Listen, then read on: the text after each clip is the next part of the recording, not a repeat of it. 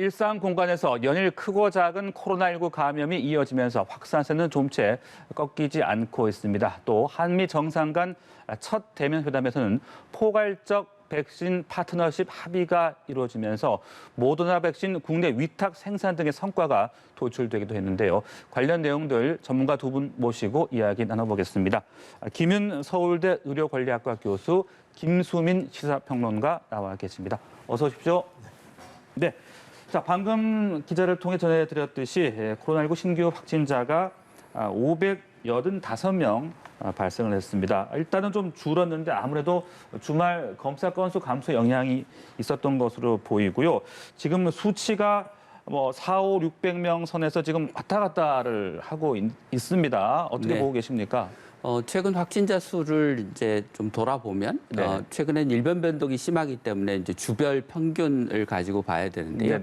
4월 중순에 700명대에 거의 육박을 했다가 지금은 지난 한 달간 국내 발생으로는 한 580, 90명대를 오르락내리락 하고 있고 해외 유입까지를 포함하면 600명대 초반을 왔다 갔다 하고 있습니다. 그래서 하루하루의 확진자 수에 너무 연연해 할 필요는 없을 것 같고요. 현재 상황은 이제 500명대 후반, 600명대 초반의 안정세라고 보시면 될 것 같습니다. 네, 이런 가운데 이제 현행 거리두기와 5인 모임 금지를 3주 더 연장하기로 했습니다. 그 부분은 어떻게 보셨습니까? 네, 지금 현재 상황이 오르락내리락 조금 등락이 있긴 한데 700명을 넘어간다거나 이렇게 어떤 선을 넘어서 새로운 국면으로 가고 있는 그런 상황은 또 아니라고 볼 수 있거든요.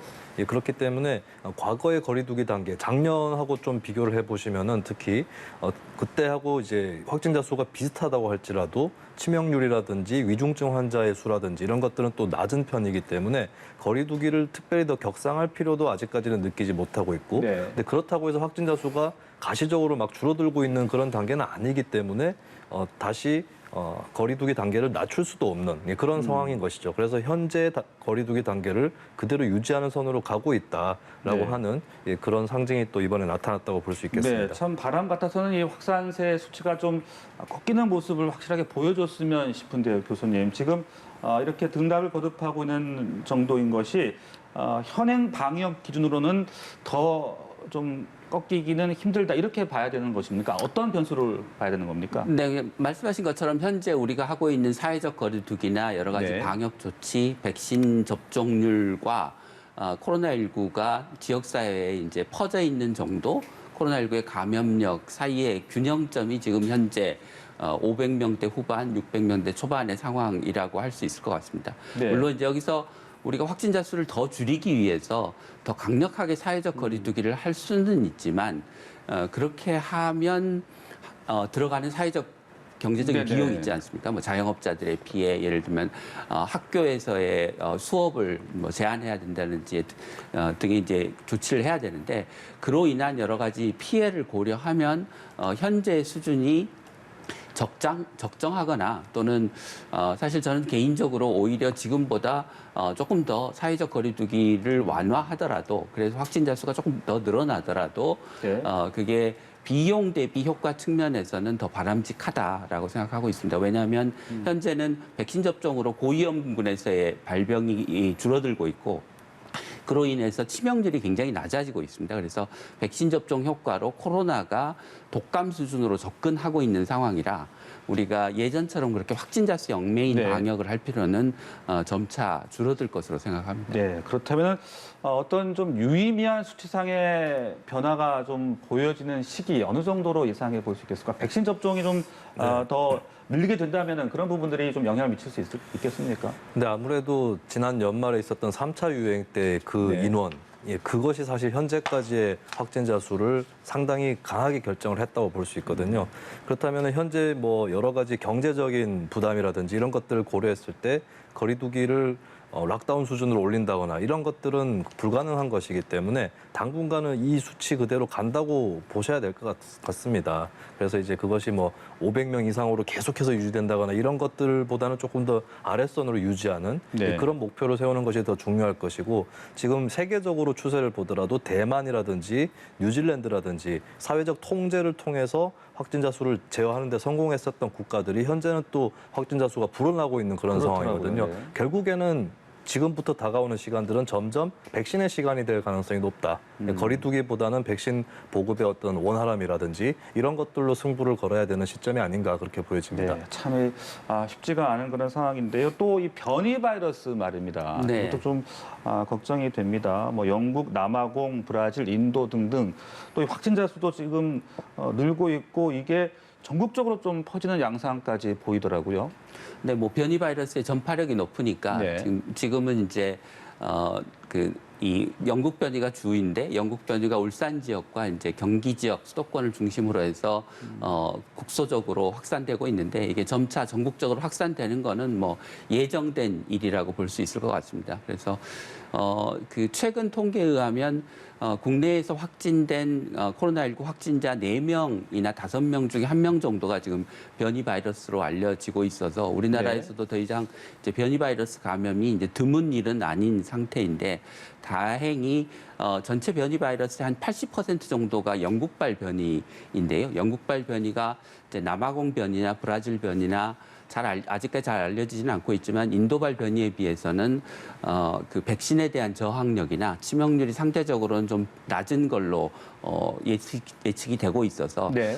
불행 중 다행이라고 생각을 할 수는 있을 것 같습니다. 네. 자, 또 대구에서는 이 유흥주점을 중심으로 해서 집단 감염이 빠르게 확산하고 있습니다. 지금 사흘 만에 뭐 100여 명이 지금 확진자가 넘게 발생을 하고 있는 상황인데 방역 수칙을 지키지 않았다라든지 또 환기 시설 이런 것들이 좀 문제로 꼽히고 있다고요. 네, 그렇습니다. 사실은 그 각 시설의 문제들도 있는 것이고, 그리고 그 시설을 한 사람이 뭐 영남 지역 다른 곳에서 확진을 받은 사람이 한 달 동안에 한 9군데 정도를 돌아다녔다고 해요. 그렇기 네네. 때문에 더 전파가 쉬웠을 것이고, 또 어떤 유흥주점 같은 경우는 한 명의 업주가 여러 개의 업체를 운영을 하고 있는데 종업원들이 또 그 사이에서 이동을 하면서 일을 하는 경우들이 있거든요. 이런 것들을 감안했을 때는 더 심각한 그런 조건에 있었다라고 볼 수 있겠습니다. 유흥주점 같은 경우는 아무래도 마스크를 뭐 계속 착용을 하고 있다거나 이런 방역 수칙을 지키기가 어렵고 또 사람들이 다닥다닥 앉아 있는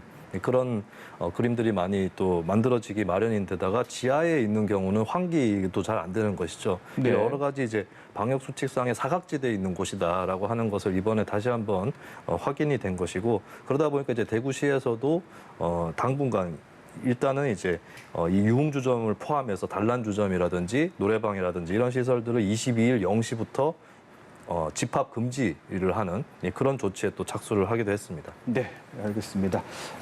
백신 접종 이야기를 좀 더 자세하게 나눠보도록 하죠. 화이자 백신 신규 접종이 잠시 중단이 됐다가 이제 다시 시작이 됐습니다. 이제 앞으로 한 3주간은 다시 1차 접종에 집중한다는 계획인데 네. 백신 접종 현황 어떻게 보고 계십니까? 현재는 뭐 공급 물량이 백신 접종의 속도를 결정하고 있는 네. 상황이고요. 2분기는 특히 이제 그 백신 공급이 그렇게 원활하지 않아서 상대적으로 목표치가 좀 낮은 상태이고 그 목표치 안에서는 이제 원활하게 백신 접종이 이제 진행되고 있다라고 말씀드릴 수 있을 것 같습니다. 네. 물론 이제 화이자 2차 접종을 좀 그 고령층에서 미뤘던 것처럼 일시적인 이제 수급 불균형은 존재하지만 뭐 장기적으로 보면 그러니까 2분기 내로 보면 전체 백신의 공급과 현재 정부가 목표로 한 목표량 달성, 전 국민의 한 20% 정도의 네네. 접종에는 별 문제가 없어 보입니다. 네, 그 아스트라제네카 백신 접종도 이제 27일부터 시작이 되는데 그 사전 예약률 같은 경우에 초반에는 조금 이제 낮은 게 아니냐 그런 네. 걱정도 있었는데 지금 예약률이 상당히 많이 올라갔습니다. 네. 네, 뭐 전체적으로는 한 55% 정도가 되는데 연령대별로 아직까지 좀 격차가 있긴 합니다. 70 내지 74세는 64.3%, 네. 3분의 2 가까이로 올라가긴 했는데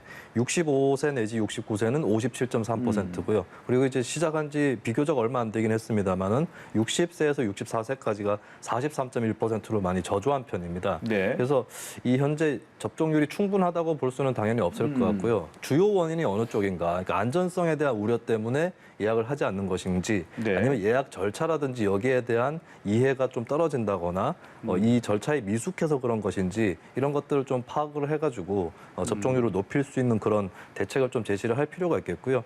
그리고 최근에도 계속 얘기가 나오는 거지만 보상이나 인센티브 문제도 중요하게 작용을 할 것 같습니다. 네네. 보상 같은 경우도 글쎄요, 뭐 인과성이 확실하게 입증되지 않더라도 보상할 수 있도록 정부에서 길을 찾기는 했는데 그런 경우에도 이제 완전히 다른 원인에 따라서 감염된 것이다. 이런 것이 아니라면 좀 더 폭넓게 열어서 그리고 네. 뭐 의료뿐만 아니라 전체적인 생계에 따른 어떤 피해 이런 것들이 있다면 그것까지 포괄적으로 지원하는 좀 그런 더 넓은 보상책을 좀 마련할 필요가 있어 보이고요.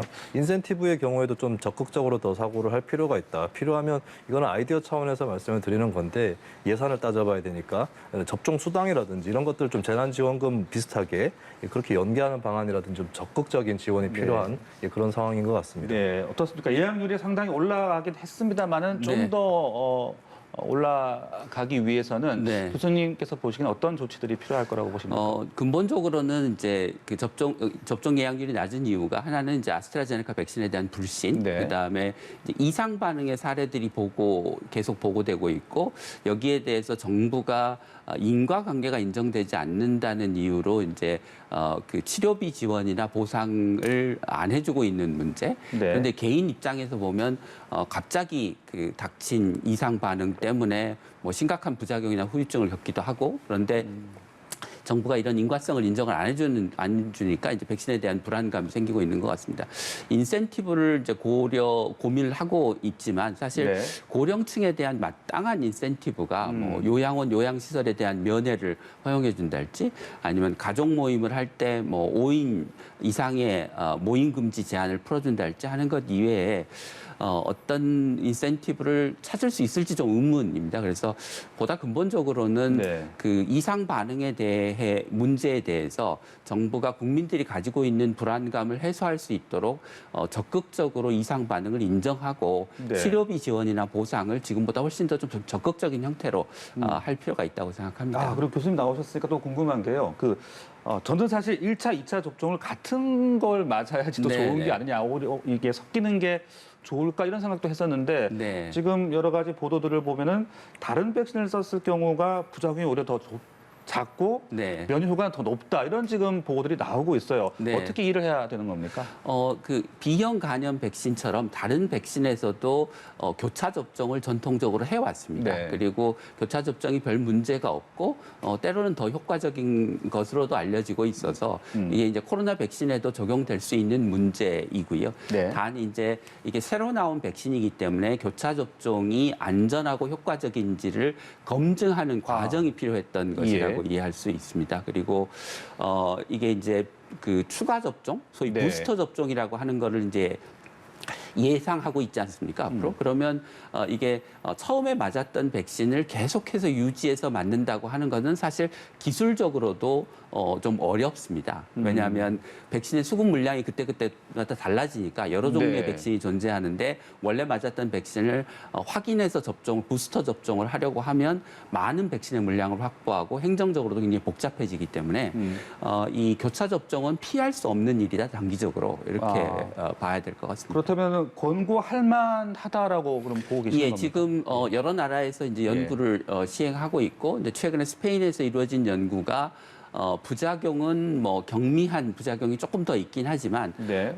면역 반응의 효과는 기존 같은 백신을 2번 맞는 거에 비해서 2배 정도다라고 얘기를 하고 있어서 뭐 우리나라에서도 이제 관련 연구를 수행한다고 하니까 그 결과를 기다려가면서 아마 교차 접종을 하게 되지 않을까 싶습니다. 네. 자, 그리고요. 또 이번 한미 정상회담에서 코로나19 관련 내용이 어떤 것들이 나올까 상당히 좀 관심이 모아졌었잖아요. 네. 우리 한국과 미국이 포괄적 백신 파트너십 구축에 합의를 했고, 네. 특히 좀 눈에 띄는 게 한국군 55만여 명에 대해서 직접 지원하겠다. 이 의미 어떻게 보셨습니까? 네, 사실은 이제 한국군 얘기는 조금 깜짝 카드로 나오는 성격이 있는 것 같습니다. 네. 국민들이 처음에 기대했던 건 이제 백신 스와프였었는데 네. 사실 이제 백신 스와프는 애초부터 좀 무리가 있는 아이디어였던 건 사실입니다. 왜냐하면 미국 같은 경우에 백신이 남아 돌면 강대국의 어떤 책무랄까요? 그런 입장에서는 코로나19 상황이 더 심각하고 또 개발도상국인 그런 국가로 지원을 하는 게 맞기 때문에 사실 한국 입장에서도 전 세계 어떤 보건의료기구처럼 강대국들의 백신 이기주의를 어느 정도 비판을 해왔는데 그 남은 것을 이제 한국에서 가져간다라고 하는 것은 좀 무리였었다. 한국은 바이든 대통령이 얘기한 대로 선진국이고 또 전 세계적인 상황에 비춰서 보면 그래도 양호한 편에 속하는 나라였거든요. 예, 그런데 이제 바이든 대통령이나 미국 정부에서 그래도 빈손으로 돌려보내지는 않겠다라고 하는 의지가 좀 작용을 한 것 같습니다. 그래서 한미동맹의 상징격인 그런 한국군 장병에 대한 지원이 나온 것이고 사실 이런 사례는 없거든요. 미국이 다른 나라 군대에 모든 병사들이 맞을 수 있는 접종을 지원한다. 이것은 처음 있는 일이기 때문에 동맹의 상징적인 의미로서는 분명히 강한 신호가 될 수 있겠다라고 보여지고 그리고 바이든 대통령의 언급 중에서 한국군하고 미국군은 같이 이렇게 가까이 만나서 일한다라고 하는 그런 언급이 있거든요. 이걸 봤을 때 조금 나간 분석일 수는 있겠지만은 한미연합훈련 재개 이런 것들을 좀 더 내다보고 같이 그런 것까지 사고해서 나온 결정이 아닌가 그렇게 보여집니다. 네. 그리고 이제 곧 이어서 국내 기업들이 미국 제약사 측들과 이제 양해각서를 체결을 했습니다. 삼성바이오로직스가 이제 모더나 백신을 국내에서 위탁 생산을 하게 됐고 SK바이오사이언스는 또 노바백스의 기술을 이제 이전받게 됐는데 상당히 큰 성과라고 볼 수 있을 것 같아요. 네, 그렇습니다. 뭐 우리나라가 이제 글로벌 백신 허브로 그 성장해 나갈 수 있는 어떤 뭐 기초 출발점이라고 이야기할 수 있을 것 같습니다. 네. 모더나 백신은 이제 원액은 해외에서 생산된 것을 이제 삼성바이오로직스가 그 병에 담아서 이제 그 출시를 하는 그런 과정 방식으로 이제 역할 분담을 하는 거고요. 네네. 노바백스의 SK바이오사이언스의 생산은 그러니까 기술 이전을 받아서 직접 기술 라이센스를 가지고 생산을 하는 것이라 노바백스의 백신 생산이 훨씬 더 이제 자율적이기도 하고 뭐 생산량을 늘릴 수도 있고 외국에 팔 수도 있고 기술 이전을 그 이전 기간에 관한 계약에 걸려 있긴 하지만 그 기술 이전을 받는다고 하는 점에서 훨씬 더 좀 더 큰 의미가 있는 그 계약인 것 같습니다. 그렇다면은 국내에서 생산을 할 수 있는 거니까 어떤 원액 생산, 보관 이런 것들도 좀 더 유리해질 수 있다고 볼 수 있는 겁니다. 네네. SK의 경우는 그렇습니다. 네, 알겠습니다. 자, 자 이런 가운데 이게 지금 10대 코로나19 환자에 대한 이야기가 또 나온 게 있더라고요. 중증으로 갈 위험이 낮기 때문에 집에서 치료를 해야 된다라는 주장이 나왔다는 소식인데요. 그렇다면 격리만 잘하고 진통제 정도만 복용을 한다라면 크게 문제 없다 이렇게 볼 수 있는 겁니까? 예, 뭐 젊은층을 포함해서 영유아까지 그 코로나19에 걸리더라도 중증도가 대단히 낮기 때문에 현재까지 뭐 우리나라에서도 사망자가 발생하지 않았고요. 외국의 경우도 사망률이 굉장히 낮은 것으로 보고가 되고 있습니다. 근데 이제 다른 사람의 감염을 전파시킬 위험이 있고 아주 드물지만 또 상태가 나빠질 위험도 있기 때문에 의료기관에서 치료하는 게 이제 원칙이긴 한데 그 생활치료시설에서 이제 격리를 하거나 그런데 이제 어린이들 같은 경우 부모와 함께 있어야 되기 때문에 이제 집에서 같이 부모와 같이 생활하는 게 더 낫다라고 하는 이제 주장인 것 같습니다. 그런데 이제 경우에 따라서 뭐 집안에서 자가격리를 하기에 그 방이 부족할 수도 있고 또 집 안에 할머니, 할아버지와 같은 고위험군이 같이 있는 경우들이 있어서 그 중증도가 낮다고 해서 어디에서 치료할 수 있느냐, 집에서 치료할 수 있느냐를 그냥 그것만으로 기계적으로 결정할 수 있는 사안은 아니라고 생각합니다. 네, 알겠습니다. 지금까지 코로나19 관련 내용들 두 분의 전문가와 함께 이야기 나눠봤습니다. 두 분 말씀 여기까지 듣겠습니다. 고맙습니다.